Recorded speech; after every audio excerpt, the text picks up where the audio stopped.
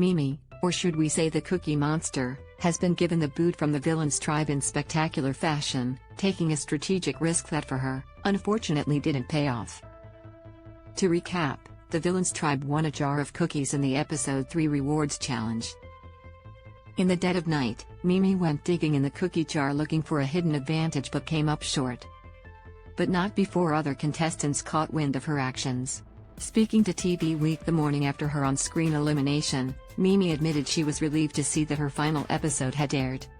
"It was crazy," Mimi admitted about how she felt watching the episode back. "I seriously feel like I have the same emotions that I did watching as I did on the island, Samoa."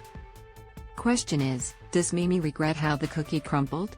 "I don't regret it at all, going elbow deep into the cookie jar," Mimi laughs. "If I had found something it would have been great for my game. I would have hated myself and had more regrets if I hadn't taken the chance of rummaging through the jar. I'm a risk taker, so I always take the whole opportunity." According to Mimi, what happened in real time in the dead of night wasn't what happened on screen. With the whole cookie situation, it did seem that Liz, Parnov, was watching me without my knowledge, but I knew she was watching. We actually had a conversations prior about whether I should go for it and she said yeah, do it.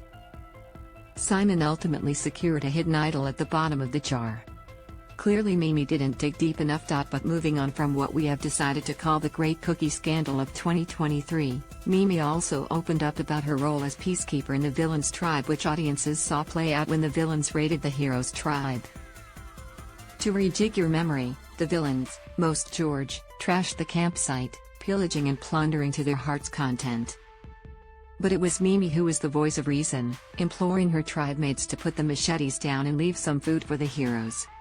"I'm actually surprised, especially George, listen to me," Mimi said. "I think I'm just a different kind of villain. I was quite different to the rest of my tribe. I'm quite savvy, more logical, I don't let my emotions drive me so much." When pressed on what players did let their emotions drive them, Mimi was quick to respond, "Michael." So who does Mimi think will win? Shoni and Liz bonded straight away, and Jordy and Simon have a natural connection and bromance.